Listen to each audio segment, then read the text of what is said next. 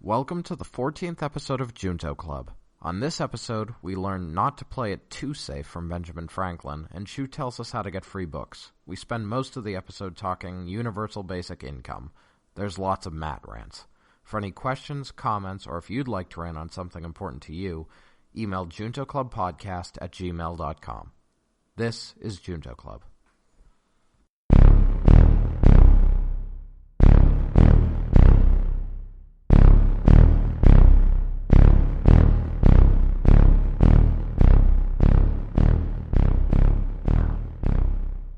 Junto Club.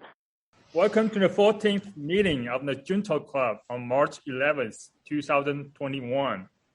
So in 1727, Benjamin Franklin organized a group of friends to create a club called Junto Club for mutual improvement. So inspired by that, we are following the tradition and try to discuss topics around science, philosophy, politics, and business. And for today, the main topic for today is going to be universal basic income, aka UBI. You might think, dang, it's a very boring topic, right? But we will try to make it more. We try to add passion into it, try to make it informative, I would say. Wow, calling it boring, throwing the shots already, Shu. Yeah, I know. So yeah, as usual, we'll start with a quote from Benjamin Franklin, right? So today's quote is, quote, "He that is secure is not safe," unquote. What do you guys think? I missed like the third word. He that is secure is not safe. Oh, he that is secure is not safe. Yeah. Okay. This is a tricky one. Yeah.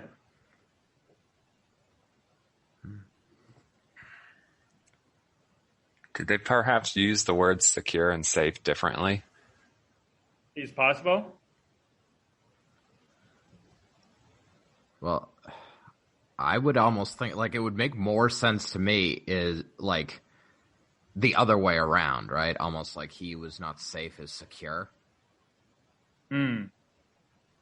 He that is safe is secure? Well, okay, hold on. So the quote is, "He who is secure is not safe." Is not safe. Okay. No, okay. I the way I said it the second time is wrong. So it doesn't make sense to me that way. But I think what he's getting at, like, is what I was thinking if you reverse them, which is basically that you can, like, if you are always secure, like always in a, like if you lead a very patterned life, for example, like, you know, where it's like, I know that if I do, you know, XYZ today, it's what I do every day. I'm going to get the same, you know, if I get up at this time, eat this, like if your life becomes predictable, like you're very unlikely to sort of make any like material gains, right? Like you just fall into like the same like pattern. So I guess it not, well, I mean, one, you could take safety very literally. Like if you're like in a very patterned routine, you're very easy to figure out, very easy to take advantage of, right? Like, I mean, that's literally like what serial killers do. They study like if they're like looking for a victim, it's like, this person goes for a jog every day. That's when I abduct them. Like, so, I mean, so that's one view of safety. But I think even beyond that, it's like, you don't like grow if you get like, you don't, if safe is viewed as growth, then you're never going to be safe. Like you're never going to grow if you are like always in that patterned routine. I don't know if I've ever heard of safety and like growth as being like described as equivalent though. Yeah, no, that's fair. I mean, it's, you know, you took a shot. Yeah. I can't come up with anything better, but this feels like quite the stretch. Do you have any more context about this, Shu? Oh, no. It's from his, it's called Paul Richards' Almanac. It's just his quotes. So I think my interpretation. So Matt, do you have any more thoughts on that? No. This sounds like you're inside the box thinking to me, Shu. To me, I think it's more about a sense of security, right? A lot of people try to seek a sense of security. I mean, I think it's almost like similar to, I think my second part of his interpretation was similar. And I think feel like if you are in sense of security, right, you are not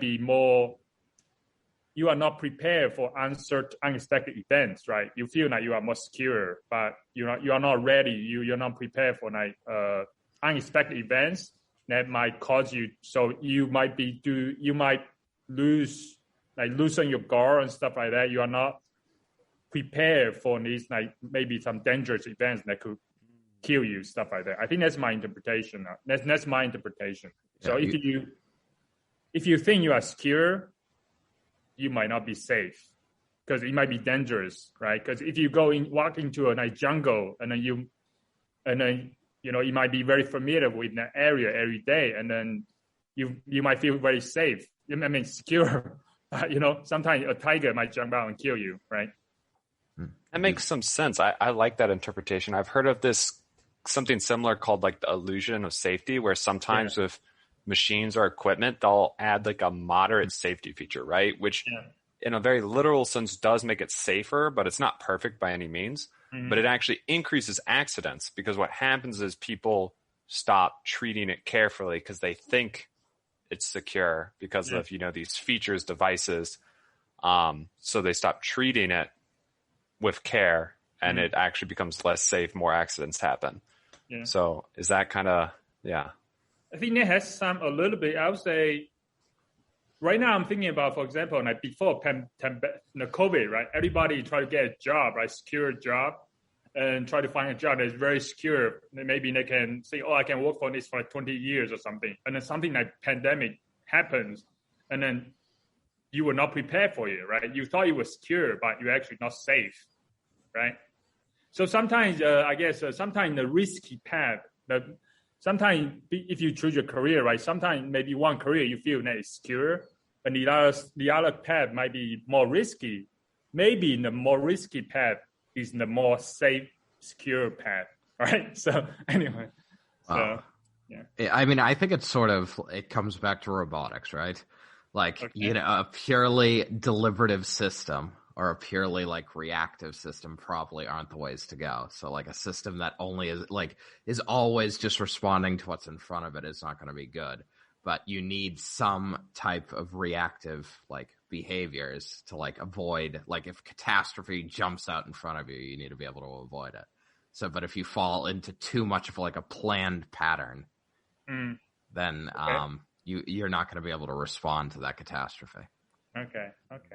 So. Or, literally every audience member who wouldn't know, deliberative thinking in this case is just kind of like planning ahead of time.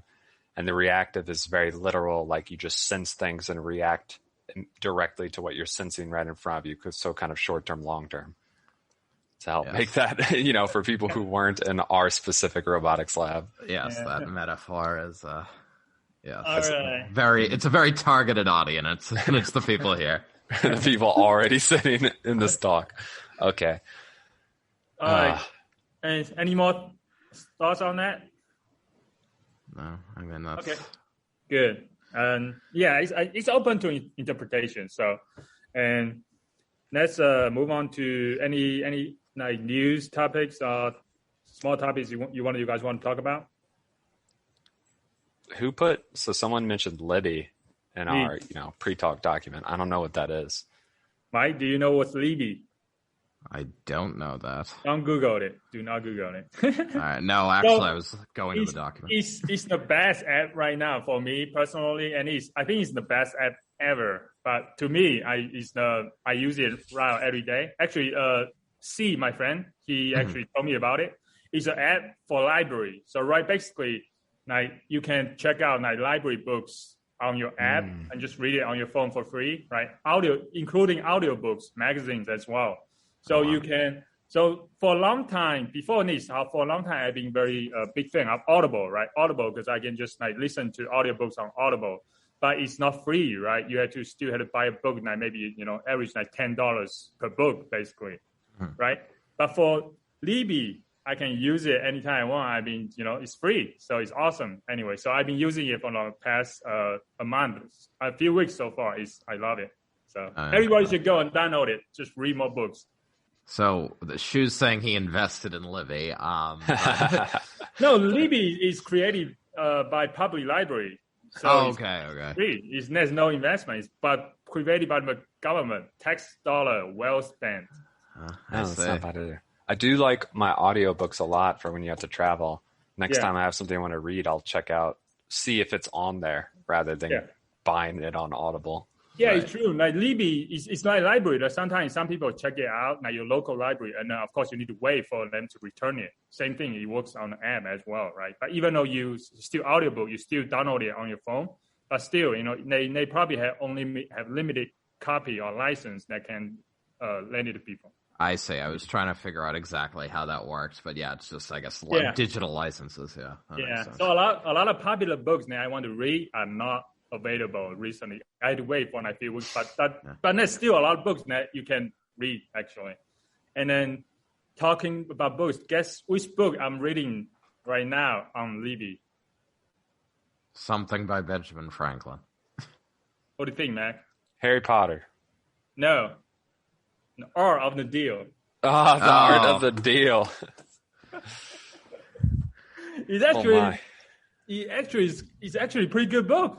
I mean, it's quite entertaining as well. It actually have a lot of good business advices, right? Go ahead. Well, I was just gonna say, I'm gonna guess, a lot of what Trump used to be sort of gain momentum in his run for president movement is just described in there, right? Actually, no. Mostly, I think the book was written before he ran for president, and right. And at least at the beginning, right now, he's mostly talking about his business deals, when in the 1980s and 90s, actually. Mm-hmm.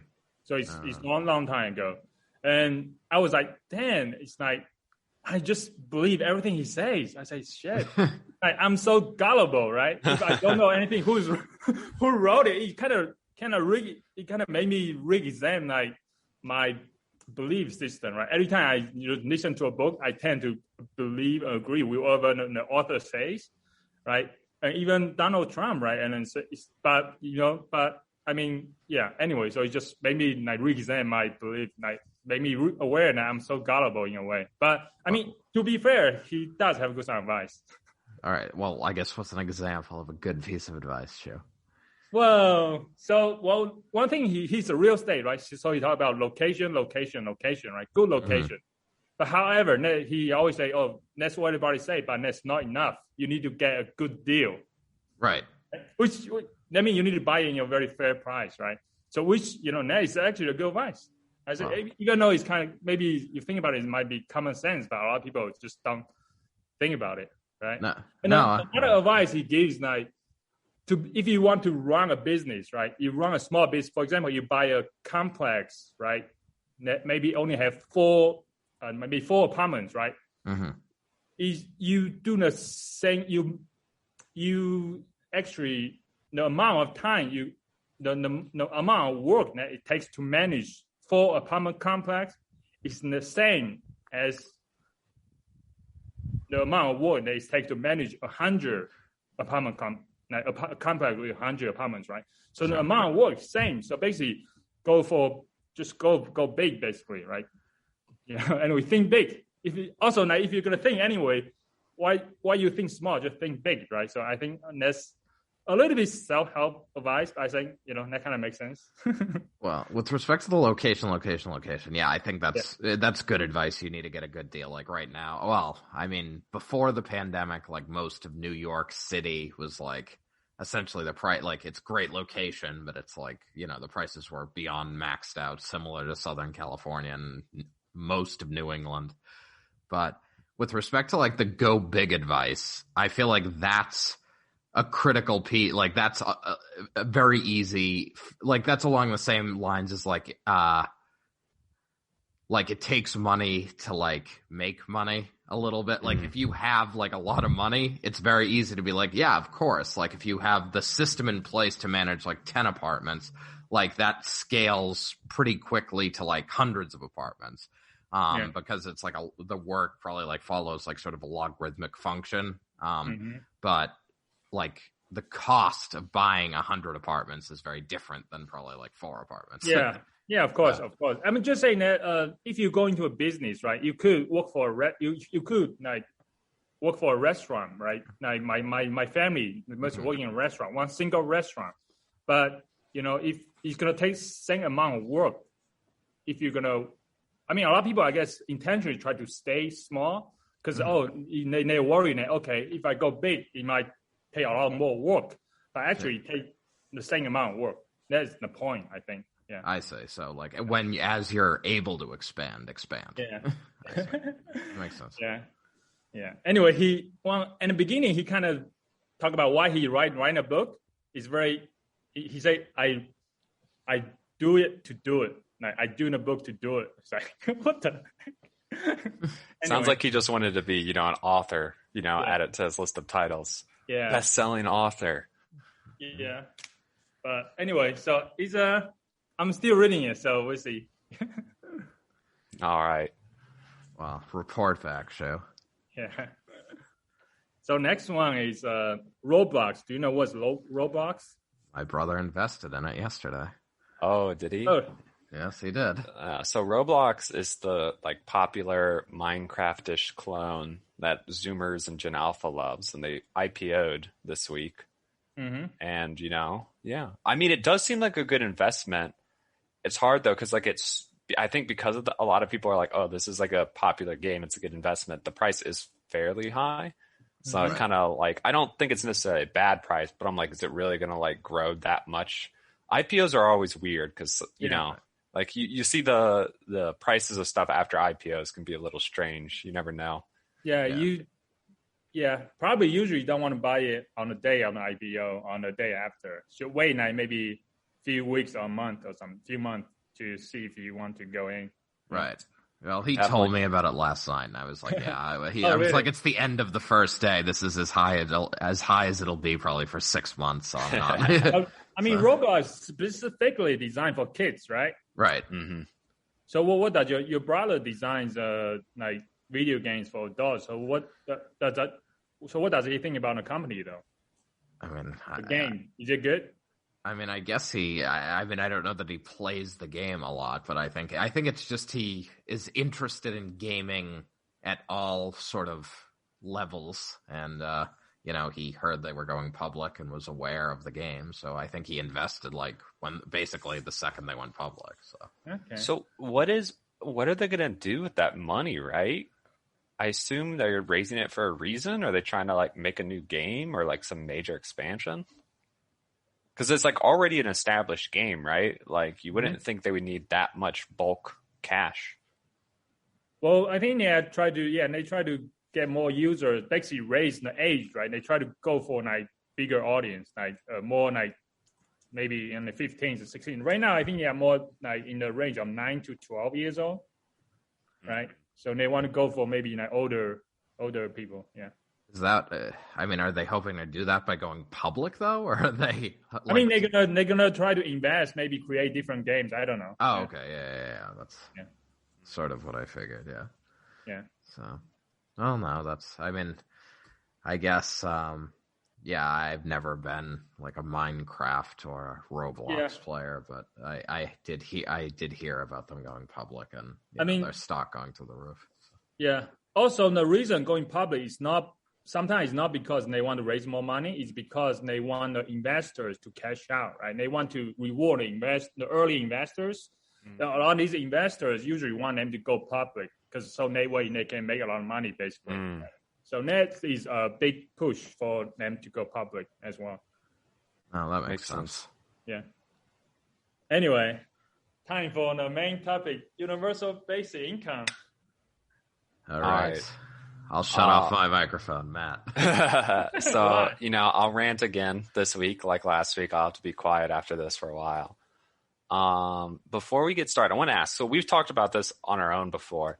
Have I convinced y'all? I know y'all are going to play devil advocate at least a little, but have I convinced y'all that UBI is a good idea? What's your level of support, before we get started?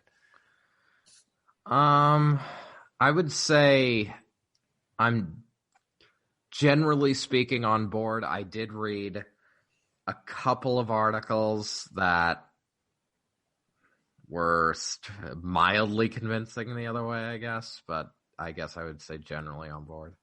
Mm-hmm. For me, I think I was on board like before, but after I did some research, like reading a lot of articles on the case against it, I think now I'm kind of against it now. All right, well, that's good. That's good. Okay, so let me do the quick summary. So universal basic income, probably the most common idea is essentially the government gives every adult a check for $1,000 a month. Okay, it's called universal. It's universal in that it goes to everyone. It's sort of this basic income level that everyone's guaranteed. So, no one starves in the streets, so to speak. It's I think one of the first people to suggest it was actually Thomas Paine, one of the founding fathers. But it's interesting because there's been a lot of support from like across the political spectrum. I know like Martin Luther King Jr. supported a form of it, and he was kind of critical of capitalism in general a little bit. But then you have like Milton Friedman, who's like a well-known kind of conservative-leaning economist who's also supported it. He also won a Nobel Prize as well, I think. Yeah. And of course, now a lot of like the big tech giants like Elon Musk and Bill Gates and stuff support it these days. And obviously there was Andrew Yang with his presidential primary run, kind of got it to be a much more popular concept. I can be, was it hipster and say I liked UBI before Yang ran for president, but that's a different thing.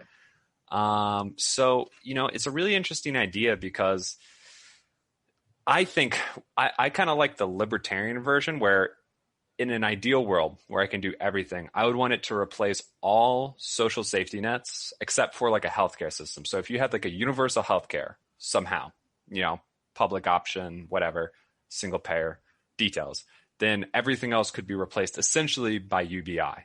And I like that for the efficiency, the universality, and a lot of other benefits. Like during this last presidential primary, I remember watching some of the people talk, right? And they would list off all the groups that needed help. And, so it'd be like, students and loan debt or homeowners with their mortgages, nurses, teachers, seniors, veterans, children in poor homes. Just the list goes on and on and on. And no matter how good you think government is, like who really thinks that the federal government can really target every specific case and like manage that, right? Like who thinks they can actually create laws at a rapid enough pace to target all these special needs that groups of people have to support them and give them the help that we as a society say, okay, we kind of want to do. It's obviously not possible. So maybe something that's popular at the time might get a bill passed and that's good for a while, but there's going to be tons of people who fall through the cracks essentially. And that's exactly what we see with our social safety net system right now. Tons of people fall through the cracks trying to get through all the bureaucratic loopholes and red tape and stuff. So UBI just makes it universal, makes it smooth and easy. There would be no one falling through the cracks. So that's my quick summary. I guess I'll let Shu's Revan to ask questions and dig into this. So, but that's like a basic, what I like about it, what it is. So first of all, by definition, so clear some definition. What does universal mean actually? Universal basic income, but what does universal mean?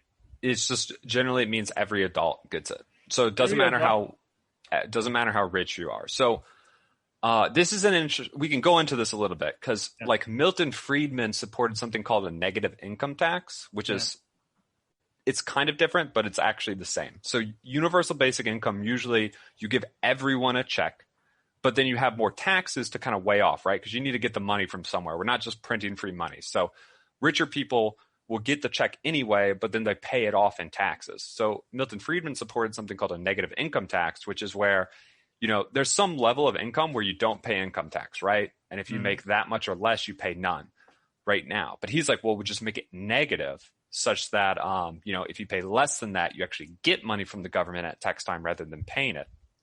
So you pay less than that. Or if you make below a certain level, you actually get money from the government. Exactly. So your tax goes negatives, like it gets reversed.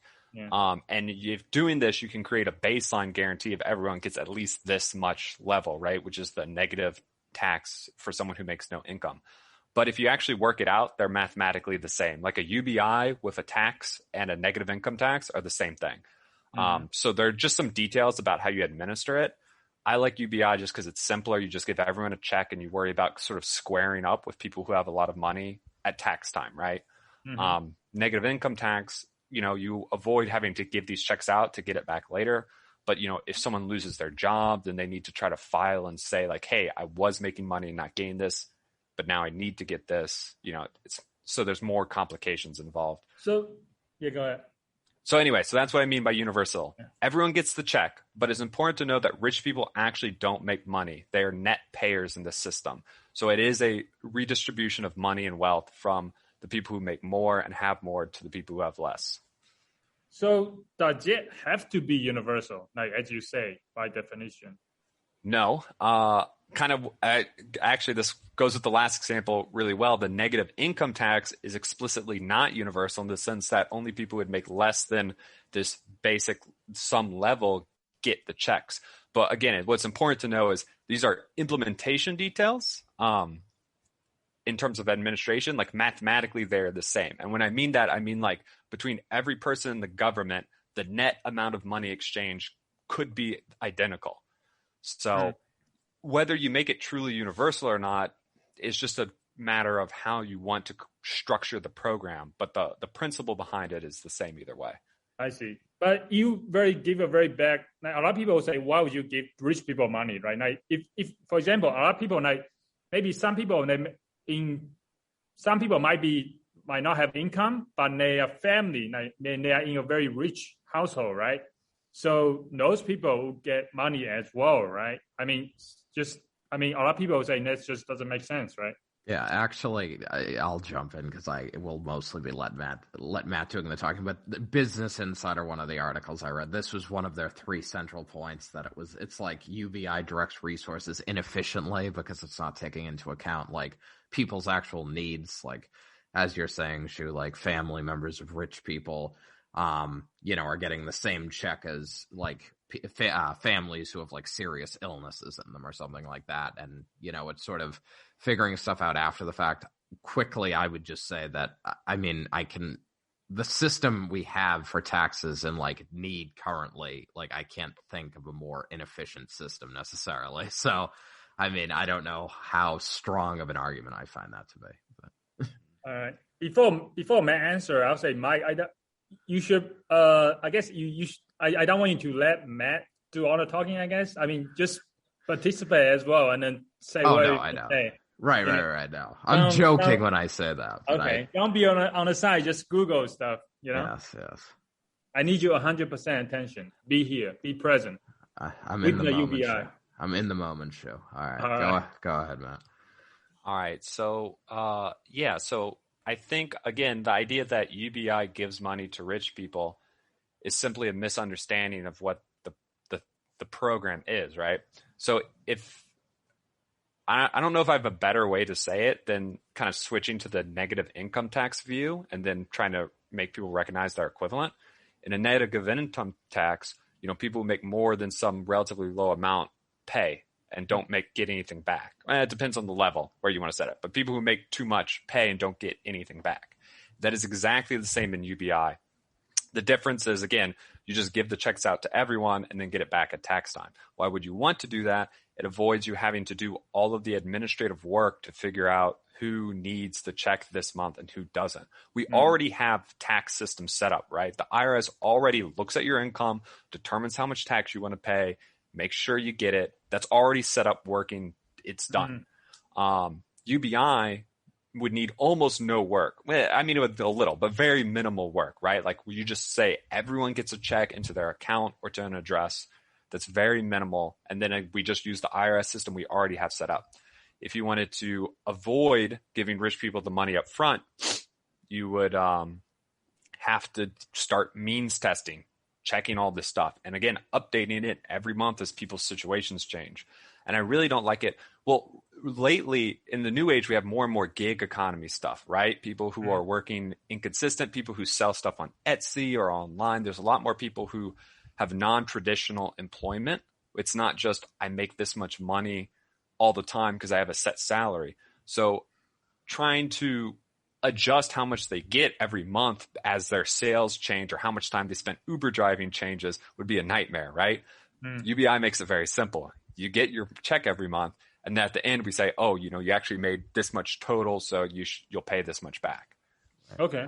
I mean, I see the simplicity of the system, right? I guess this is something. I guess there's two different types of efficiency we need to consider here, right?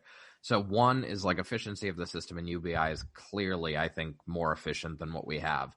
But what I think this may be referring to is like, I'm doing well for myself. I have an 18-year-old at home who is doing nothing. And like, yes, so I get a check every month for $1,000 and I pay it back, through the course of taxes.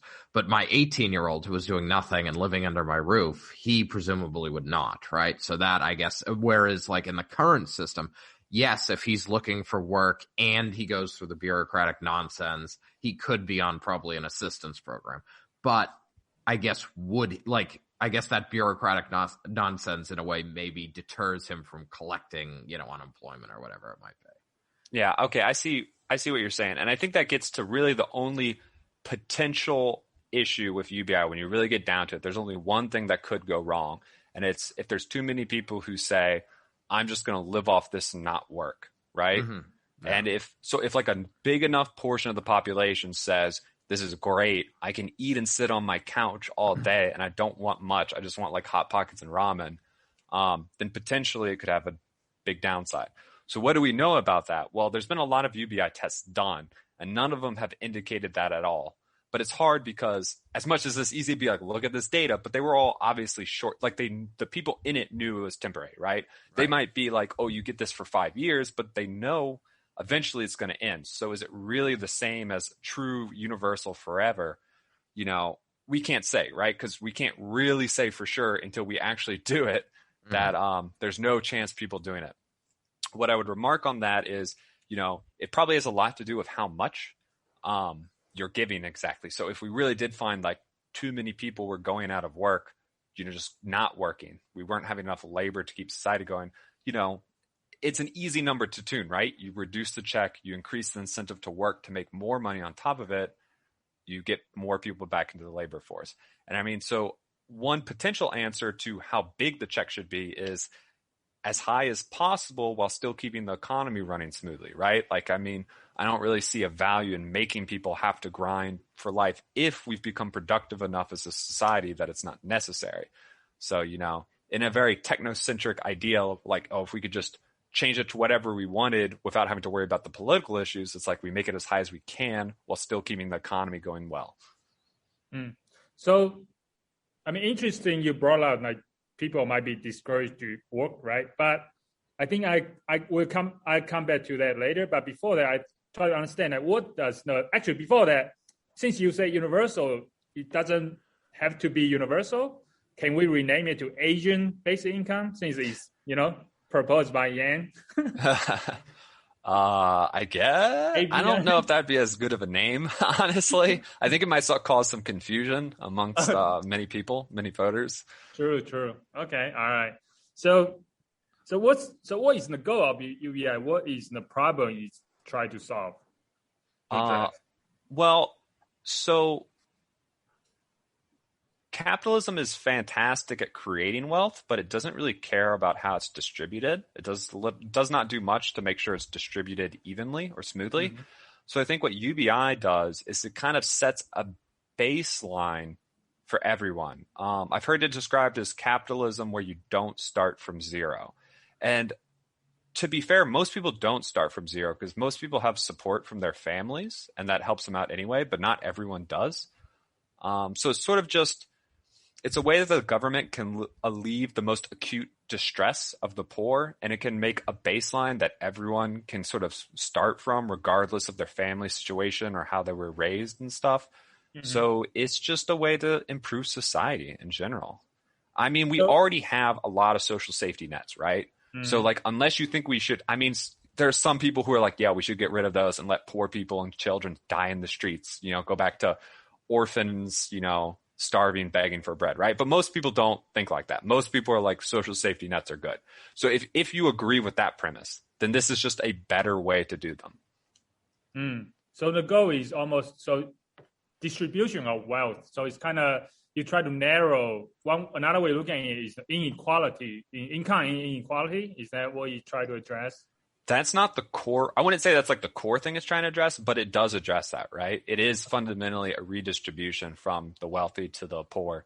So it does help that. And we do have a really growing income inequality, right? So that is a problem. I don't think this alone is the ultimate solution to that, but it definitely would help. It obviously would be a major impact. Yeah. But I thought that's what you were talking about. You were talking about the capitalism doesn't care about how wealth are distributed, right?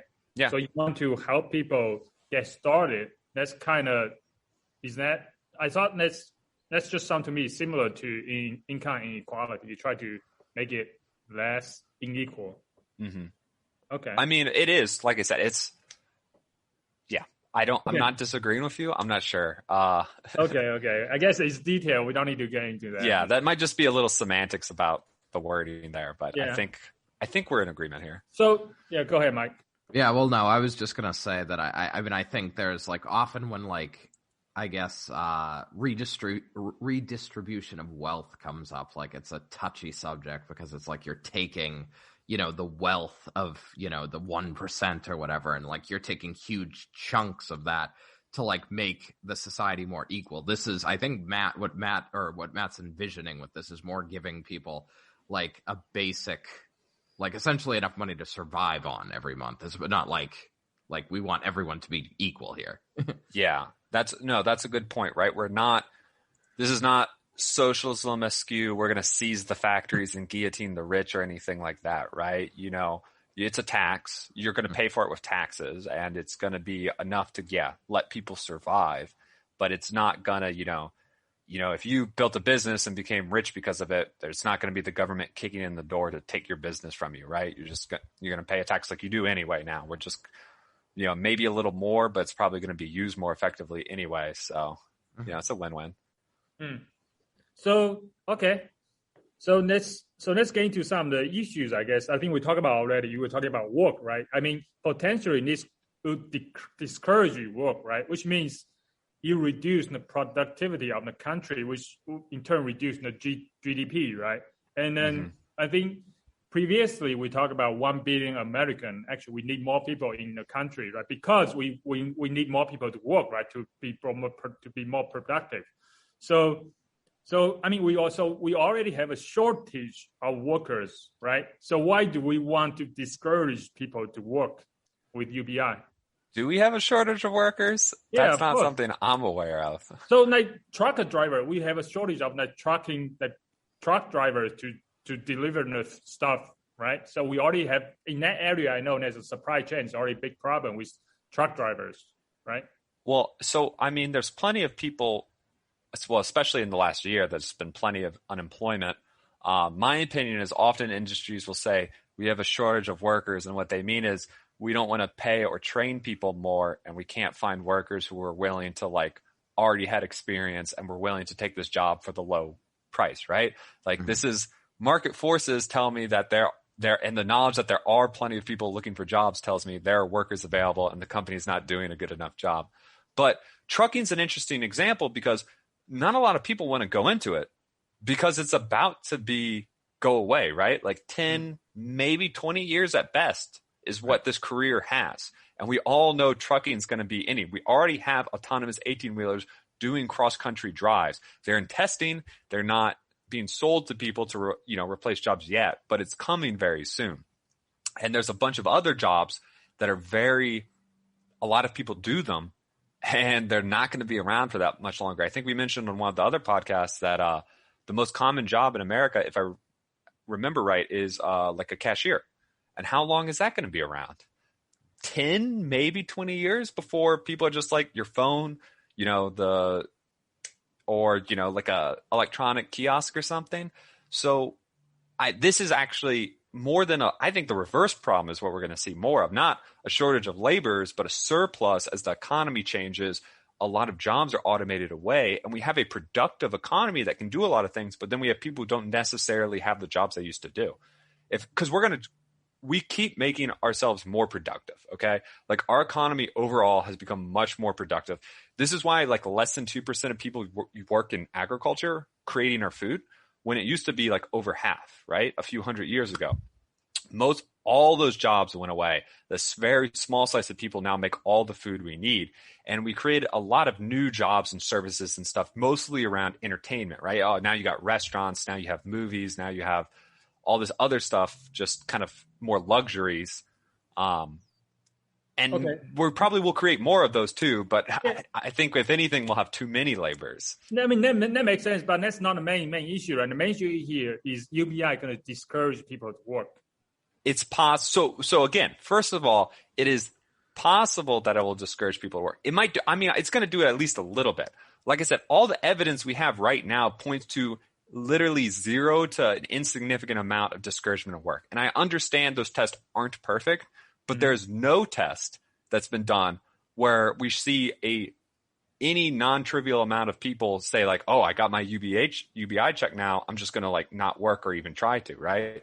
Like, so there's no real strong evidence that's going to be a problem. And go ahead. And if as we have a society that continues to become more productive, the truth is we don't need as many people to work. That's just the fact of the matter. Okay. So how do we be more productive if we have less people going to be working? Technology. Okay. But this, like, we're kind of reversing cause and effect here. Technology is making us more productive, which has been pushing less people to work already. So I see. Okay, that makes sense. So what about the tragedy of commons? Is this related at all, like to this problem or not? This kind of just remind me of the tragedy of commons, right? So yeah, the tragedy of the commons is when like a common resource is abused, because any individual kind of is better off by like over utilizing something and then kind of ruins it for everyone, sort of thing. Yeah. I don't think so. Because I mean, if you could I feel like it would be that if you could choose how much you got to take out of the UBI fund, right? Like that was up to your choice, that would come into play. But obviously that's not how anyone would set it up. Well, yeah, go ahead, Mike. Well, I mean, I guess I'm just thinking about, so we have a situation here where, I mean, there are going to be some people who, I guess are content not working. But I guess part of what she was getting at is with or part of what the discussion was getting at is with automation, we're going to have a situation where we do have a surplus of unemployed, and some of those people are going to be, I guess, unwillingly unemployed.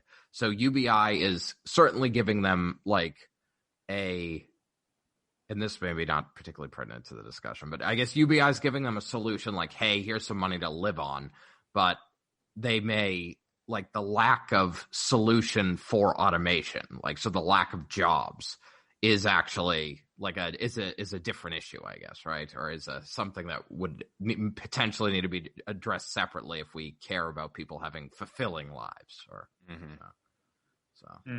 yeah. So that's what I was just thinking, because that was another point brought up in some of the articles I've read, that UBI is not really presenting a solution for those who are truly like part of their identity or part of their lives are working, because automation is gonna still take their jobs. It's just they have a check where they can feed themselves and sit inside. So yeah, like Elon Musk tried just trying to make himself feel better by destroying other people's jobs, taking away other people's jobs by supporting UBI. Right? Yeah. Well, I guess. Yeah. I mean, I guess it would be, in an ideal world, I guess people wouldn't be necessarily like married to or like associate themselves with their jobs. Like I think we discussed in the first couple episodes, that's not necessarily like a healthy way to be. But I mean, I think I think that is sort of a fact of our like society. Like, I mean, humans need something to occupy their attention, and oftentimes that's work. So I'll play video games. Yeah.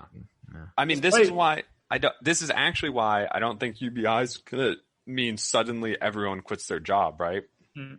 Because a lot of people work for more than money. It's kind of, where they derive like their meaning and, their goals and their achievements from is related to their careers. Mm.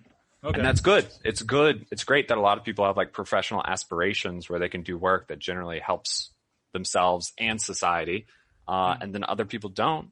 And that's okay too. Yeah. Mm-mm. No, and I was just going to say it, and also, I mean, ideally, again, I mean, some people, maybe like, like my job at, the factory or whatever was what sort of I got up for every day. And they sort of just take the check and sink into depression or whatever. But I guess in a more ideal setup, that person may like demonstrate like some creativity, like, and try to like figure out something else that would fill that void, right? And use the money in a more productive way or creative way. And that could lead to even more advancement than had they just stayed at the factory or whatever. Yeah. And let's be clear, like we want this sort of like automation is progress. Okay. Economists call this creative destruction. If we want any sort of progress, there needs to be sort of creative destruction or the destruction of like the state and status of the world and economy as it is now. Right. So you can't have, this more productive, efficient future without getting rid of the jobs that we have now. I mean, went back to the Luddites, getting mad when their sewing machines in factories first replaced people hand sewing clothes. But because of that, clothes are really cheap and easily available to everyone rather than being expensive and poor people, struggling to literally have clothes without holes on them. So this is something we want, but we can also recognize that while society benefits overall, that individuals are affected negatively because of it. And again, Mike's exactly right. UBI isn't a full, complete solution to how to deal with their problems when you're the one whose your industry is automated away. Technology has made it obsolete, but it is part of the solution in that it says you're not going to have to worry about starving to death. You're going to be able to keep your kids fed. Ideally you can transition to doing something else that you like and that provides more money and stuff. But, it's a piece of the puzzle for a broader issue of the economy's transforming. How do we deal with that? Is in the right piece on the puzzle? Yes. Okay. Easiest question you asked the whole time. All right. Is that the right piece? Okay. So the other question, isn't it socialism though? No. Why not? Okay. So socialism is generally, it's defined a lot of ways, but the main one is worker control and ownership of the means of production. Nothing in UBI involves giving the means of production or just business ownership in general to the workers. Mm-hmm. Okay. Gotcha. Yeah. So it's another way to put it is it's no more socialism than any of those social safety nets we have right now, right? So, if welfare currently doesn't make us socialist, UBI doesn't either. Okay. In fact, as I'm just going to rant for a moment. Honestly, it's the most capitalist social safety net there is because the government does almost nothing in it. It just gives you some money, but the market is where you use to get all of the goods and services you need, right? So there's no, here we're going to give you food and shelter directly. It's just, here's some cash, let the market handle it. So entrepreneurs can still make their money by providing the goods and services that people who are on UBI need. It's very capitalistic, honestly, which is why sometimes leftists hate it, even though it'd be the most robust expansion of social safety nets that we've ever seen. Sometimes people very far on the left don't like it because they literally will say it's like, they'll call it like a crutch to keep capitalism alive. So even though they think capitalism is inevitably going to fail, they perceive UBI as a solution to keep it going in their very critical view, which in my mind is one of the reasons it's so good. Like if even they recognize how effective it would be, that's saying a lot. You're talking about a market just now, but would the market make it, would it cause inflation in the market though? Like you're going to cause the price go up, right? If everybody have $1,000 a month, So in general, overall, would there be inflation? No. Why? Because you're not printing new money. You're just moving money around essentially. On small scales in specific markets, you might see prices change because there would be potentially more people who are willing to buy things. Yeah. but I don't think in any critical way. Like, we already make more food than people need, right? Like, we literally make more food than our country can eat. So even if people say bought a little more food, there's no way we'd see such an increase in demand that prices for food spike, right? Like, I think potentially the only place you could be a little worried about is housing. But, you know, would people who can't afford housing now be able to get housing? That's generally a good thing, but it's true that in the case of areas where there's not enough housing, a shortage of it, people might just use that money to now compete and drive up prices some. But of course, what I would say to that is the solution to high housing prices is not to keep people poor enough so that they're homeless. We need to build enough housing. Yeah. But besides for housing in very specific scenarios, I really don't see that as a realistic problem. All right. Here's another stupid question. You're saying that people are just moving money around. What do you mean? Like government just not printing new money, but they're moving money around? Right, because generally UBI, you're looking to fund it by taxes and, reallocation of money that's used for other purposes. And even sometimes you kind of assume there's going to be some economic growth associated with it. So the idea is, I mean, it depends on the policy specifics of how it's implemented. But in general, you're not just printing a bunch of new money to do this. You're taking taxes and other money. So inflation's the big worry of runaway inflation happens when a government just simply prints too much money, right? Makes too much new money such that the value of any dollar or whatever currency goes way down. But we're not talking about creating any new money for this. I mean, the government will continue to create new money like it has always done, but as long as it doesn't, that's a separate issue, irrelevant to UBI. Okay, but so that's good. So you're talking about like funding it by taxing.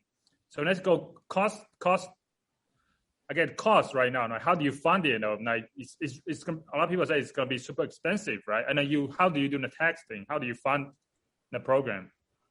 I mean, so there's a lot of different options. The ones I like would be a VAT, a value-added tax, which is kind of like a universal sales tax, and then a land value tax would be the two taxes I like. I like consumption-based taxes. Okay, so when you have things like on taxes on income, capital gains, stuff like that, they're tricky and more complicated to administer. They're more easily avoided. A consumption tax is pretty much undodgeable, right? Like, okay, you're Mr. Ritchie who made a bunch of money, right? There's no offshore accounts you can do to hide it. You can't donate things away to reduce your like how much tax you have to pay. Like if you have a consumption tax, when you want to spend your money to do anything, right?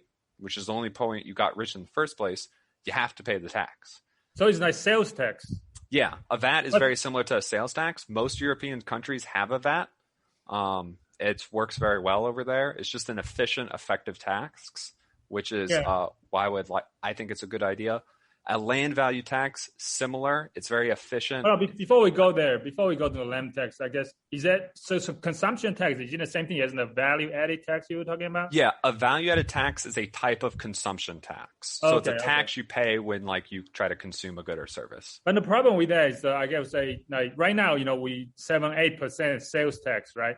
But to do UBI, we might have to go. I mean, I think some people argue it might go. We might have to tax it like 18, 20, or even 20, 25% tax, sales tax, right?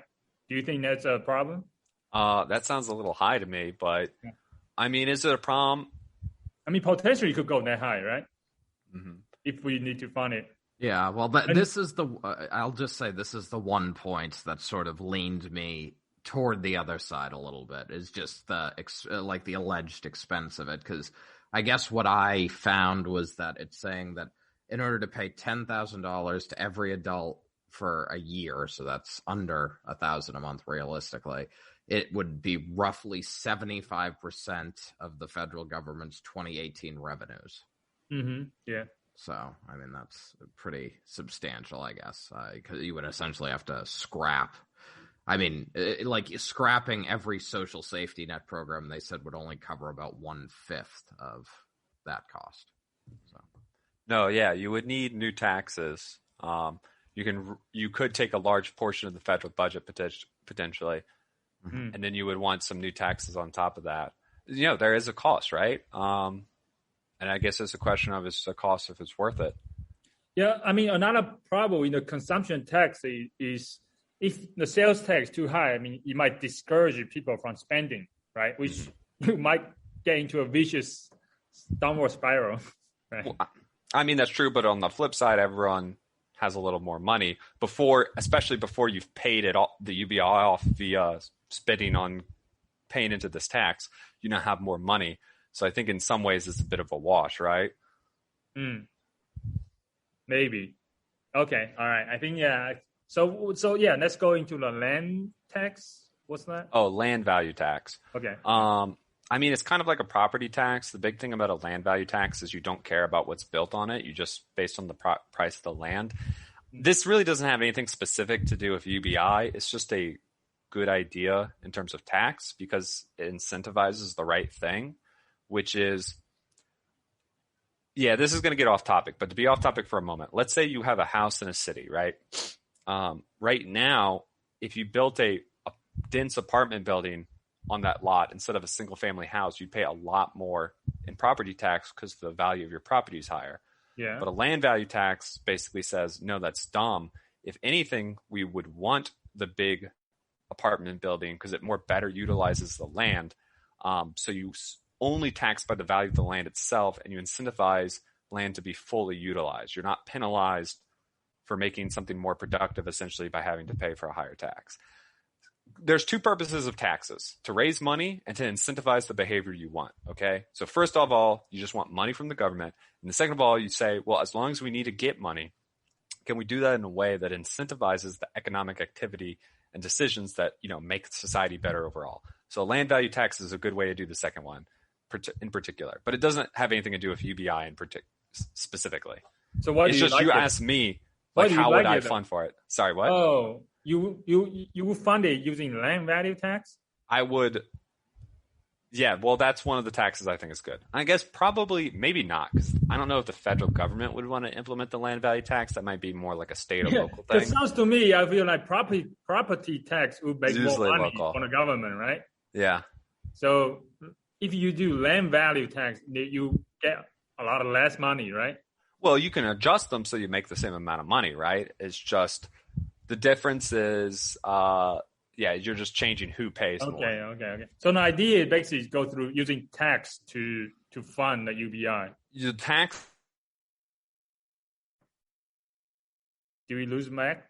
We may have lost Matt. That you're potentially replacing a good chunk, and then there's also some aspect hold on, Matt. We lost you for we lost you for a second. Oh, I see my internet connection is unstable. This has never happened. Can you hear me now? We can hear you fine now. Yeah. Okay. Sorry.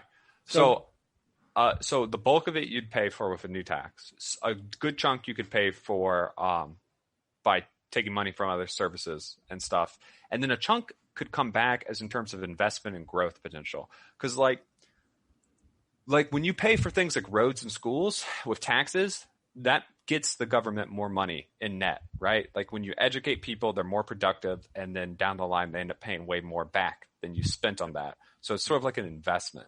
And this would be a big investment in the fact that it really impact poverty, especially, people who are in families that are borderline poverty or in poverty, and potentially really help them do better. Which, again, this can be considered an investment that would likely pay back over time. I mean, that's obviously speculation. We haven't done it really on UBI, but that's the sort of thing you see with a lot of other smart government programs. You make money in the end. So since you're talking about investment, so let's put on the investor's hat, right? So investment means you want to put in a where has give you the most return, right? Mm-hmm. So doing UBI, it might not be the right. It might not give you so UBI might be a good idea, but it might not be the right investment that give you the investment that's going to give you the biggest return, right? Maybe there's other things you can do to actually get higher return than UBI. I don't know what that is yet. I'm just saying that's potentially that could be other alternatives. Because if you put money into one investment, that means this is the money you cannot use to do something else. And the something else might be better than UBI. No, I think this goes back to something. I don't disagree with you. And I think this goes back to something we talked about earlier, which is let's say you had a theoretically perfect government that ran perfectly smooth and could make the best decisions ever and change those decisions whenever it wanted. The UBI wouldn't be a good idea then, because this perfect government could make excellently targeted programs to specifically hit all the needs of people as they come out and, basically handle all the problems just fine.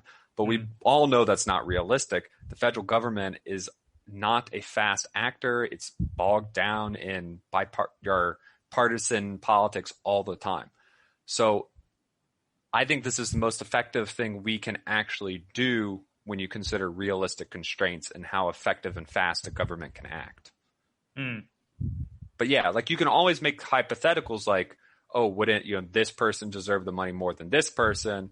And so a government program should try to figure that out, right? But like making that to law and actually implementing it so it works is borderline impossible, right? Like that's why every single means tested welfare program we have, pretty much there's both people who should be on it that aren't because they just fell through the cracks, couldn't get through all the red tape. And there's people who shouldn't be on it who are because, they figured out how to game the system.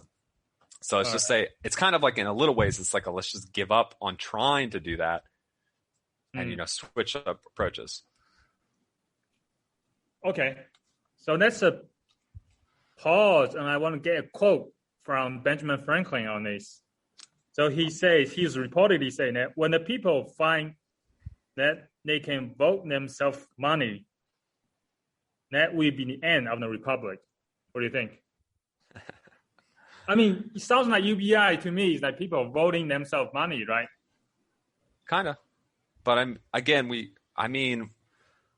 already done it to some extent. Well, what I would say is welfare capitalist states are the most successful countries in the world / history.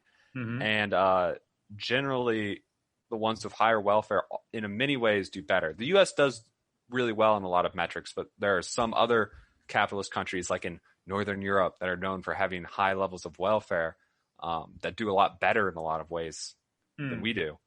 So, maybe it was it's a legitimate concern, right? But and it's an understandable intuition, but the evidence we have so far doesn't pan out that that's actually a problem. Okay. So I think that makes sense. However, the interesting thing for me is you did not question this quote. Oh, I didn't make the assumption that it was a real quote. Were you lying to me? No, it was someone online. I think they kind of float like someone say, "Oh, this is a quote from Benjamin Franklin." I think, but I think most of people say, "Oh, it's not actually from Benjamin Franklin." Like Benjamin Franklin did not say that. But however, it kind of makes it. But the quote, did raise the issue. Kind of makes sense, right? It kind of makes, oh, does that mean people is voting for money, right, themselves, right? So. I mean, even though it's a fake quote, potentially a fake quote from Benjamin Franklin, but the issue is kind of reasonable, right? Yeah. I mean, I think this is one of the reasons it's good we have a republic and not a direct democracy. Like if you had to put the details of a UBI program on a ballot and told everyone to vote and how it should be implemented, I don't think it would work out that well. But, I think we can probably trust the people to actually craft an intelligent bill to get voted on. I think that's more reasonable, right? Because, the people who are making these proposals are consulting economists and other types. There's a lot of economists who support UBI and they're literally experts in this. And they would be weighing in when you're trying to construct the program. It's not like you just let regular Americans determine how it's funded, right? Because if you have direct, there have been problems with that in local areas where they put things on direct ballots and people vote for more services and lower taxes. And it's like, yeah, you can vote for that, but that doesn't actually work out. Yeah. So I guess Andrew Yang would be a very good test, right? So if he ever wins the presidency, that means people actually vote themselves money, right? If he never wins, that means people actually don't do it. I guess. He's going to be mayor of New York first, right? Yeah. He's running for mayor right now for New York. That's right. If he wins New York City mayor and does a good job, maybe that's the stepping stone. It works so well for de Blasio. Maybe he'll be a senator after that for like one term then. Who knows? We'll see. He's still youngish. He's got lots of time. Yeah, true. Maybe he can be the governor first if Cuomo resigns. That's right. All right. Do you have any other questions to come at me? Of course. So I want to go back to the discouraging of work a little bit. It's about incentives, right? So any system you design, incentives is what works, right? If you do anything else, it doesn't work, right? And then like handout, as I think some people say, incentives work, but handouts doesn't, right? You're giving up people just free money, people are going to take it granted.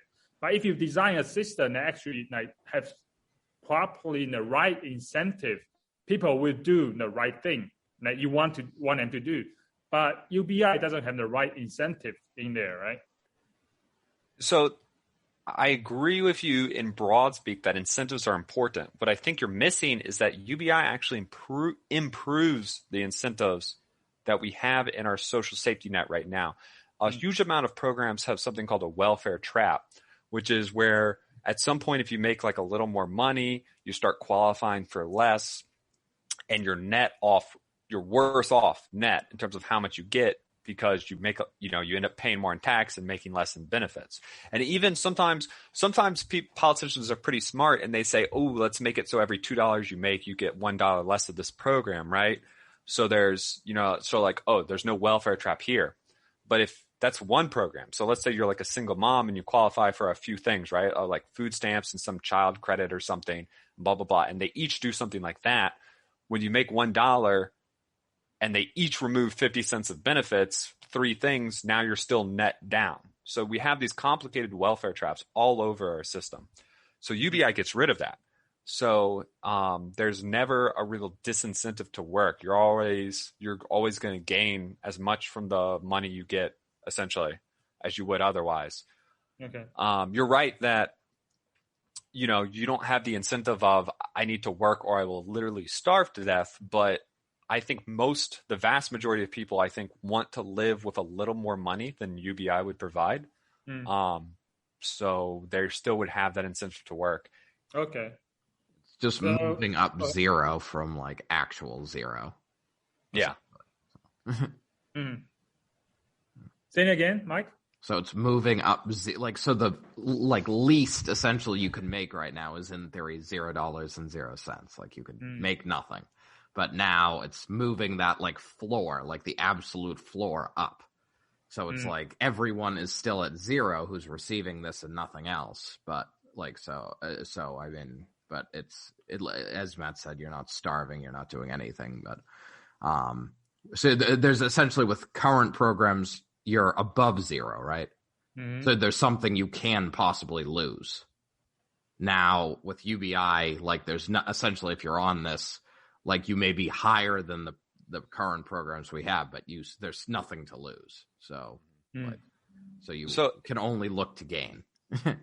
If I would like to summarize this point because it's kind of broader than just this topic of welfare traps, but like an important thing to remember is we don't have to compare UBI to the perfect policy. We have to compare it to what we have now. Kind of like we talk about autonomous cars. They don't have to never crash. They just have to crash less than regular people. So when you compare it to what we have now, suddenly the bar gets way lower and you're like, oh yeah, this can improve things even if it's not flawless. Okay. All right. That's good. Another question. Isn't it better to teach someone, and we all know saying, right? Is it better to teach someone to fish than give them fish? UBI sounds like to me just give someone fish instead of teaching them how to fish, right? Yeah, but if you want to teach someone how to fish, you have to give them a fishing rod, right? Yeah. So they need something to start. That's what UBI is in this analogy. It's that baseline, like what you got to have to start your fishing business. You need a fishing rod or maybe a little bait, a hook. Yeah. How are you going to teach someone to fish if they literally have nothing and you say, I can't give you anything? You got to teach yourself how to fish. Okay. Boom. Analogy destroyed. That's pretty good. That's pretty good. However, I mean, for example, the money, I feel like sometimes the government, I feel like the UBI might be maybe a lazy solution to the real problem of wealth, right? Creation. So if we don't implement UBI, maybe the money is better spent investment by teaching people how to generate wealth themselves, right? They could start, get a loan, start a small business or something like that, and then going up from there. Right? I'm just saying, maybe there's a better way, but instead of just giving them money, teaching them how to make money. I mean, I think this goes right back to the hypothetically, there's better things we could potentially do, but realistically, how are we going to make a government program that teaches everyone who's poor how to make more money? Like, does that sound realistic to you? I think it pretty clearly isn't a reasonable thing that's going to happen, right? Well, you can teach that in school, right? And then make college free. Thing like that, right? Why didn't we end poverty just by teaching people in school how to make money? It was so simple all along. Right now, actually, there's no financial literacy for anyone under 18 because they don't teach that in school. Like from elementary to high school, they don't teach. They don't focus on financial literacy, right? I mean, I don't say they do a good job, but I went to public schools in Louisiana, not known for its high tier education, and we did have at least one class that talked about this sort of stuff. My teacher gave us she had some scheme that, about trying to save as much money as possible to like start making a bank on interest that she taught us. That was her personal thing. But there was at least in a lot of schools, there is some basic financial stuff, but like no school is going to teach you the secret to making money, right? Because it doesn't work like that. If everyone tries to make money the same way, it stops working. That's how the market works, right? If too many people do the same thing, the profit for it goes away. So this is a fundamentally broken idea. I'm going to go, but fundamentally broken. Yeah, but in a degree, I think UBI does what you want a little bit in the sense that it doesn't directly teach people what they need to know, right? But it provides the fishing rod to the people. Most middle class and upper middle class kids, right? They leave their parents at 18 and they get way more than UBI in terms of support from their parents, housing costs, college costs, car costs, etc. Does this turn the majority of them into a bunch of lazy, destitute people who don't do anything? No. A ton of them become highly successful professionals. And part of that is that they had that support, that basic thing to fall back on so they could try to get go for the job, do the internship, go to the school, get the degree, blah, blah, blah. And, they could go to college and not have to worry about trying to work every night because they're like, oh, my parents pay my rent or something like this. It's not exactly the same. But the evidence, this is anecdotal evidence, I'll admit that. But the evidence to me seems that people who have that support seem to do better in terms of becoming self-sufficient, people who make money and would thus become net payers into the UBI system rather than net receivers. So I think in a sense, this is actually an important component. It doesn't teach them the secret, right, to make money or whatever that is. There's no one secret. There's a bazillion ways to make money. But it does provide that base you need. Like your analogy, you need the fishing rod if you're going to ever catch any fish. So like you have to have that start. It's pretty much impossible to start from literally nothing. People talk about that as, rags to riches and stuff, but you got to have at least a little something. Okay. Sounds good. That's an analogy pretty good. All right. You should keep doing that. Yeah, this is a great analogy. If I ever discuss this again, I'm gonna bring it up if anyone talks about this. Here's a little bit personal question though. Why are you so passionate or interested in UBI when you are so against like student loan forgiveness on universal higher education? Oh, that's easy. Okay, let me start with an analogy. So imagine another one. Maybe not an analogy. Let's do hypothetical examples. Okay. Jane, number one, went to an expensive private school to get a degree, has tens of thousands of dollars in loans, and is now a professional making six figures, starting to pay them off. So if we did just student loan forgiveness, she might get $40,000 from the government that she doesn't need because she's a high income professional. Jane, number two, didn't go to college because she got pregnant and a single mother and she ended up just needing to work. So she gets nothing from student loan forgiveness. And that seems like a ridiculous scenario. Now, I know some people are like, but there are poor people who have college debt. And that is true. But most college debt is held by high earners. The top 20% of income earners have something like 5 times more total college debt than the bottom 20% of income. Okay. So college for loan, just broad universal loan forgiveness is extremely regressive in the sense that it gives way more money to well-off upper middle class and even rich people than the poor. Okay. So it's what I would call a bad idea in technical terms. Okay.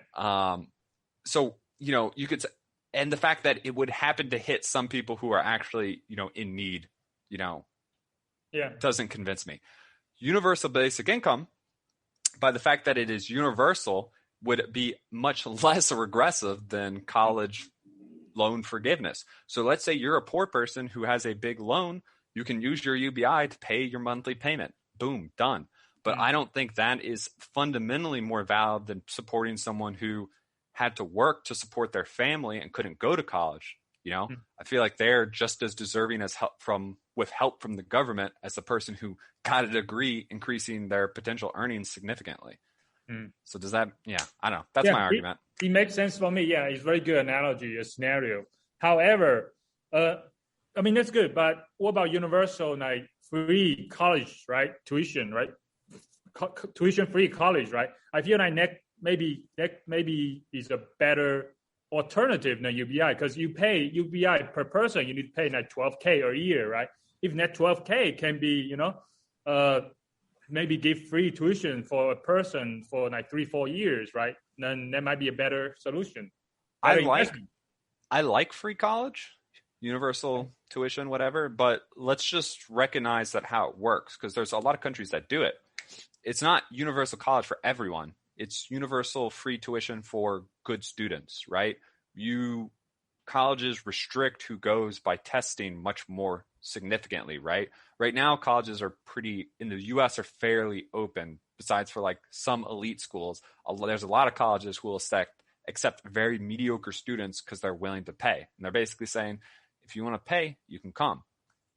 When you have the government funding it, there becomes a limit, right? You're only going to get this much money from the government.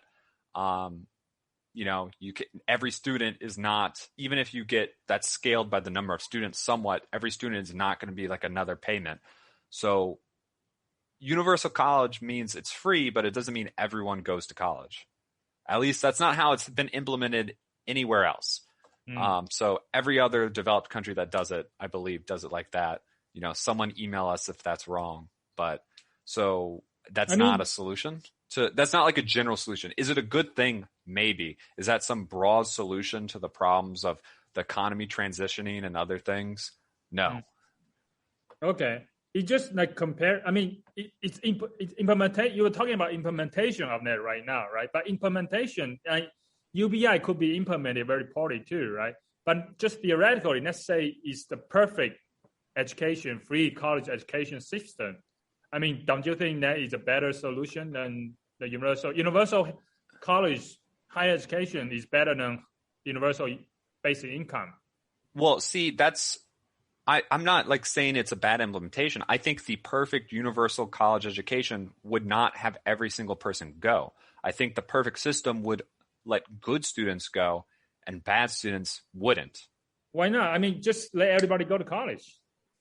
Because a lot of people shouldn't. They're just not, like, they don't really study. It's just kind of like a degree that even if they graduate, it's just sort of like a piece of paper, right? Like, in an ideal perfect system, the people who go are the ones who are actually motivated to actually learn, not just get a degree because you have to have this piece of paper, even though it's totally irrelevant to what you're doing, which is largely the system we have now. So many people go that it's kind of like you have to have it, even if it doesn't matter. Like, it didn't really you didn't gain anything from spending all that time and money. You don't, people, if they choose not going to college, that's fine, right? But anybody who wants to go can go for free, right? That's the idea. Okay. So, again, I would still say that's not how it works anywhere else. But even if you did do that, I don't think that addresses all the problems that UBI does? Because, like, I mean, so, you know, let's say, you know, you're poor and you lose your job. Anyone over the age of 22. Yeah. Are you supposed to just, like, be like, ah, shit, like, I lost my job and I don't have any money. Now go to college? Like, does Universal College also give you a dorm and a meal plan? Does that mean you get 4 years where the government takes care of you? And then, like, after that, you're, like, on the street. And if you didn't get a good job after college, like, you starve to death? Like, how does it work? I would say just tuition free, right? Tuition free. Yeah. Okay. So the problem with someone not having money to eat is still there. Okay. Which UBI solves. I mean, they can get a part-time job or something like that, right? But the tuition... Can they? Ideally. Yeah. I mean, I'm saying that to me is more like teaching someone to fish, right?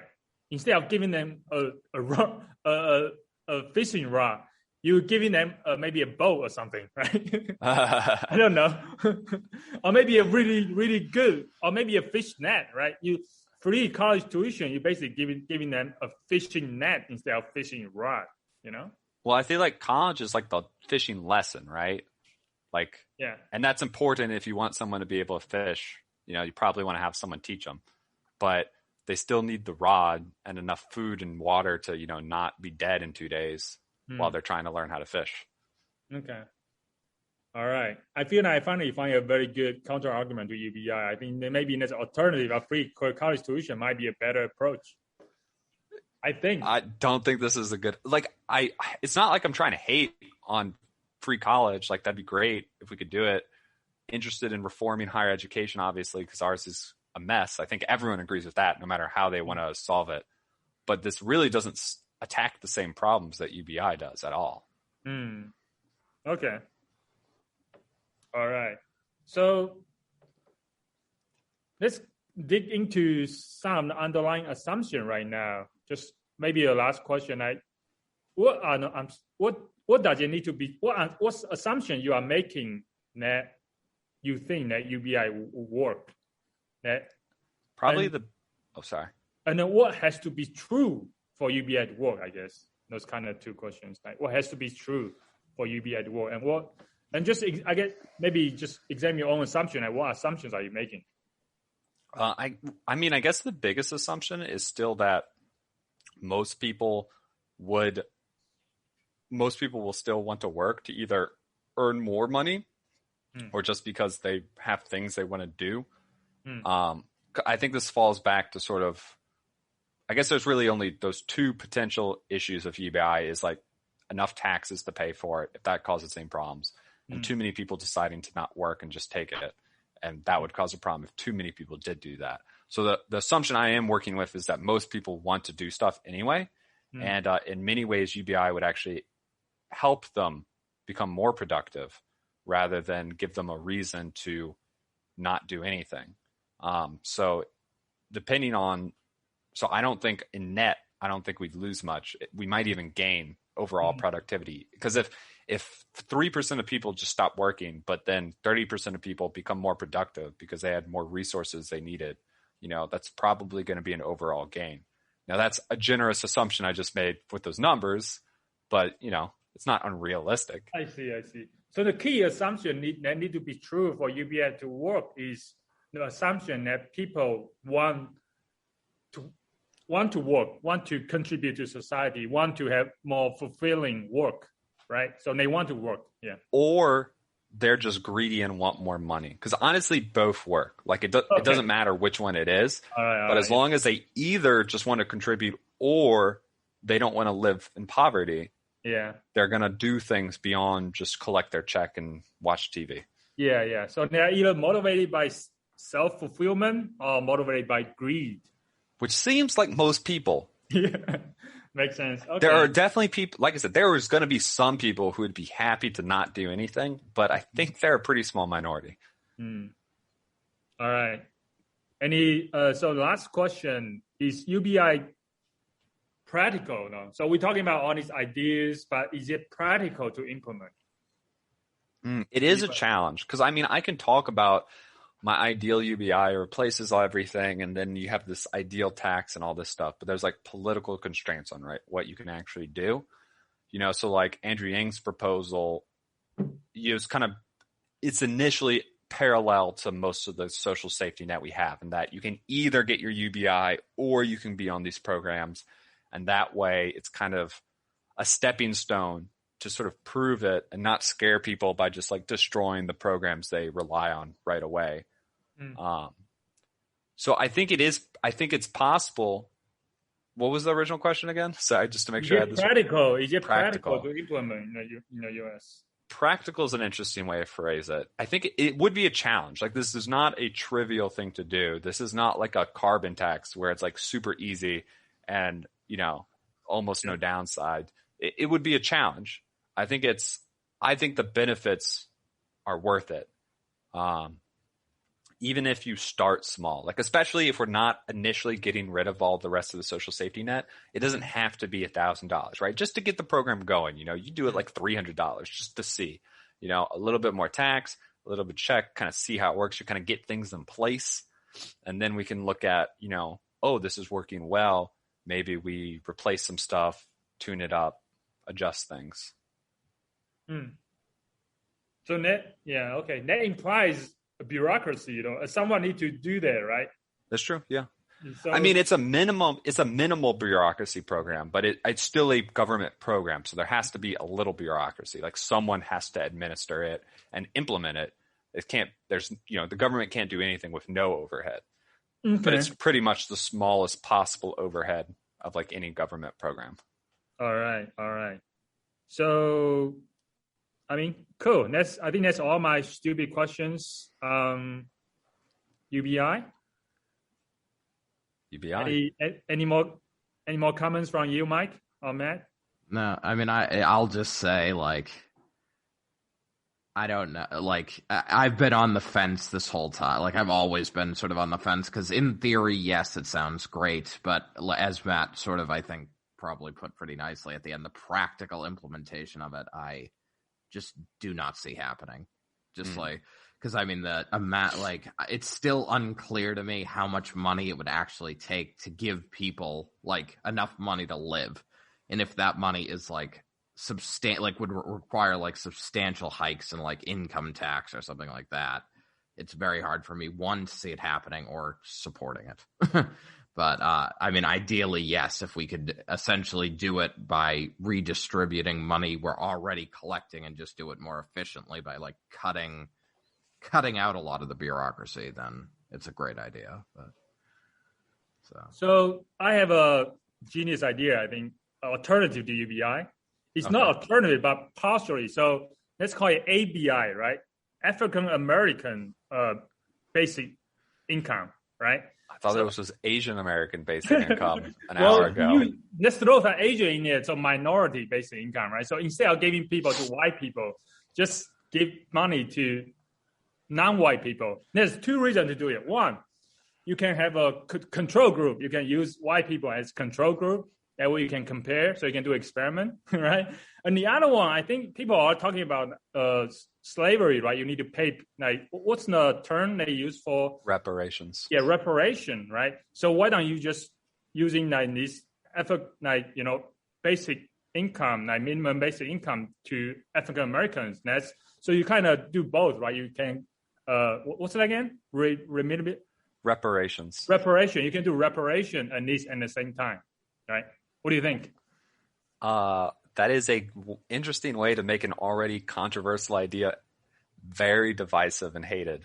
Oh, really? Why? I mean, reparations is not a winning political move. Whatever your thoughts are on it, it is at this time and in the near future, it is a guaranteed way to lose because, whether you think it's right or not, there are enough white people who would be mad and be like, what the hell?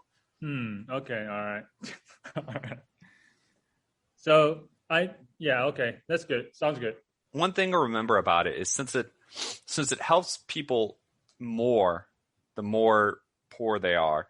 If you have a group that is more poor on average, they will benefit from it more on average. Yeah. So it's not, it's not a specifically targeted thing in terms of like racial injustice or anything, but it would help. Is what I'm saying. Yeah. One other topic we didn't get into that I like, though. Yeah. In my ideal world, I would pair this with removing the minimum wage. because the minimum wage exists to kind of ensure that people like make enough to survive, right? But that's kind of what we're replacing UBI with. And it's interesting because wages, depending on the job, wages might go up or down. So some jobs are just not really worth the labor cost, which is not probably popular to say, but it's the reality. So some of those wages will go down, but it also gives workers, low-income people, greater bargaining power because they have the ability to say, I don't have to do this job for a shit wage because I can still eat even without it, right? So they're not sort of pressured into taking terrible jobs at terrible wages just to survive. So I think what I think by balancing the power between the employer and the employee, I think you'd actually see fair, more accurate wages come out, which again, some would be higher, some would be lower. I think it's an interesting idea, minor detail, not necessarily directly related, but in my quote unquote ideal society, like when I see like, how could we make things better? It'd be like, let's have a UBI and then we don't need a minimum wage. Actually, this is the related issue. Someone raised it like, if you have UBI, that means some employees may start having the excuse to pay people lower wages. So that could be a potential issue. If people have UBI, I say, okay, if I'm the employer, I'll say, okay, since you have UBI, I can pay you less, right? Okay, so the more money you have, the less likely you are to take a low wage, basically. I mean, that's just a fact, right? The utility of money changes. Like the utility of money is not linear, right? The more money you have, the lower utility a dollar gives you. Like obviously a rich person doesn't care about making 15, like it doesn't matter if your wage is $10 an hour or $15 an hour at McDonald's. A rich person's not going to take that job because it's not worth it to them. So this is when people say that, it's just completely off because again, it would actually increase the bargaining power of workers, giving them the ability to demand more wages if they really deserve more. Okay. But there's still the market, like in the end, wages are a market thing, right? You're selling labor on a market. If their labor is really worth more, it gives them the ability to demand more. If their labor is not worth that much, they can't. It doesn't matter if they demand it because businesses aren't going to lose money paying people for less than they make, for them. But I see your point. I guess potentially, since UBI might have a potential to discourage work, that means less people will be working, and maybe that will force people to raise their wages anyway. It would. All right. Possibly. Like it all depends. If there's a job people are pretty comfortable doing and they want to, maybe people would still do it anyway and say, get my UBI check and the small salary. But it all depends. It really just depends on what the people want, right? Like if there's people who are willing to do that job for some amount of money. Okay. Sounds good. And I guess to summarize, so basically UBI is trying to address the issue of wealth distribution. Am I right? It's one thing. I Okay. guess. All right.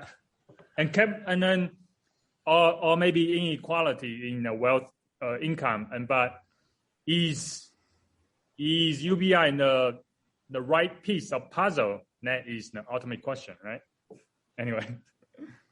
Was there anything else in these articles, Mike? So I think the two big fair challenges are not enough people working and funding it. Was there anything else that no, I mean, those were really the two that specifically the funding it aspect. It's like, I pay enough in taxes. Yeah, this wouldn't benefit you directly. I mean, yeah. I think it would improve society overall, which in the long term would benefit you in the same way that public roads and schools benefit society much more than the taxes you pay into them. Right. But those are the two biggest issues that I see out there on articles. But however, I think personally for me, I would say is instead of looking at yes or no, we also is this the right thing or no, it's not a right thing. But we also need to look at alternatives, right? Because it's if you treat it as investment, right? I mean, still you need to the cost of not doing something else. You need to consider the cost of not doing other stuff, right? So that is also the right I mean, that is also I guess my issue would be like, is this the right solution, the right alternative, right? Mm-hmm. So yeah. Anyway. Well, I mean, but there's a cost of looking at alternatives, right? So what's the cost of looking at looking at it has no cost, right? Well, I guess if your time is worthless. I mean, you're looking at long term, right? This is American, right? You're looking for a long term country for permanently, right? So. Well, I think there's a trade-off between greedy solutions and, optimal solutions. Like, there's probably somewhere in between that's optimal, right? Based on time and value. Well, I mean, if you're looking at America, the time is long, right? So you should spend some time before you make that decision, right? No, we've been waiting 250 years since Thomas Paine brought it up. We've spent enough time. All right. Okay, all right. I think that's pretty good for today. All right, that's my UBI rant. Was there any other topics or things you wanted to bring up, Shu? No, I think that's pretty good. Actually, you covered pretty much everything. And I mean, all the questions I have, the concerns. I think you gave me some new ideas, I guess, and also, something to think about. So, yeah. All right, we'll see. Honestly, I think it's very likely, like in the long term, I think people are going to see this like in 40 years. If we don't have it already, I think it's going to be like coming. Now, how long, we'll see, but I think it's almost inevitable. Okay. I mean, I liked your idea of having like starting slow, essentially, like having, like a couple $100 a month and then like slowly ramping it up. And it's just the only thing that scared me and like me doing research about it is them being like, yeah, like if we cut every program that we already have, that's like 1/5 of the cost for like $1,000 a month. And it's like $1,000 a month is not going to be nearly enough for people who are like on those other programs. And then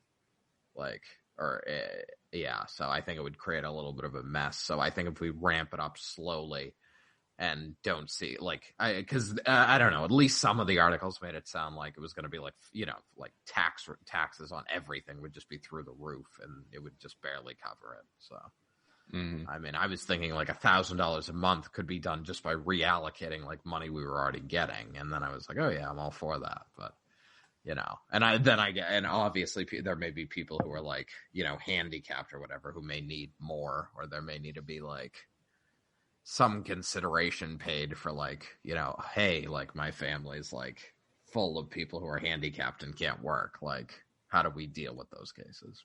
Yeah, I think like it might be nice to basically say there's like 2 levels, right? Whether the general level and the we don't expect you to work level. So, I mean, there's already people, if you're disabled or retired, you get money, right? Through different programs, Social Security and stuff. So a way you could replace Social Security, which is extremely costly, and say, oh, you get UBI, but it's 1.5 times the regular amount, right? Something like that. Numbers, tweak them, but basically say the difference is you're not supposed to work, so we're giving you more than just enough to survive. It's that plus some so that you don't have to, can be more comfortable. And then the people who are on the normal level, it's like, hey, look, we're giving you the basics to survive, but we want you to go out and work so you're not getting as much. Right. Yeah, no, that's fair. Yeah, you can't take away Social Security, right? Anything you already gave to people, you cannot take it away, right? That's just wishful thinking, right? I mean, you have to frame it as you changing. I don't know. Fine. If you're for the 1.5, if you're over 65, we put Social Security on the UBI check and we make them feel better, right? Like it doesn't really matter. We're just, in the end, they are being sent a check of money from the government. We're just trying to structure the program to be smoother. Having one cohesive thing is simpler, smoother, more efficient than the dozens of programs we have now. So going a little bit personal, because for me, I would say personally, I like the idea of UBI, but it's thinking in terms of the country-wise, I'm not sure if it's the best approach. But talking a little bit personal, because right now, actually, as you guys know, I'm not actually working, so I'm not making any income. And I try to find like, what do I want to actually do and what job should I go for. So that's why, I started like doing this podcast and exploring other podcasts as well. So those are actually, I'm almost like try to explore, right, as an experiment, right? But I'm not getting any income to sustain that. So if I have UBI right now, I will be able to maybe sustain these experiments a bit longer and to give me some more time to figure out what do I really want to do, right? Mm-hmm. However, I think sometimes if I don't have any UBI, it might force me to go in a certain direction. So for example, if you don't have any passion, you don't know any direction. If I don't have UBI, it actually will force me to get a job and just force me to actually do something, and maybe something it will lead to something else. It will make me discover, right? So if I have the UBI, it might take me a bit longer to do something, right? To act, right? But just sitting there, just reading, do some experiments, keep working on a podcast, it might not go anywhere, right? So, I mean, this is just a little bit personal struggles now I'm thinking in terms of UBI, right? It could be good, it could be bad. But without UBI, it might be good as well because it might force me to do something else. Yeah. An interesting analogy might be thinking of it a bit like a parent raising like a kid, right? You want to provide some support for them, but you don't want to just give them everything they could possibly want without requiring them to do any work, any chores, anything, right? Like with everything in life, there's a balance. So I think, for each individual case, there's going to be there's going to be some optimal between the support that they needed to do more and, having enough pressure essentially on them to kind of push them to do something. And the reality is different people are going to fall at different levels. What would be best for one person isn't going to be the best for another person. What I do think though is that UBI would be better for the vast majority of people than what we have now in terms of not providing them so much that there's no pressure to do anything, but providing more support for a lot of people who don't have it. Okay. That's another way to frame the whole thing. Yeah. Mm-hmm. But you're right. There's a balance. Yeah. Oh. Sounds good. I think that actually I learned quite a lot from your answers as well. So yeah. So this is the end. And also, I guess, last word, check out Libby, everybody. Read more books. Educate yourself. Junto Club.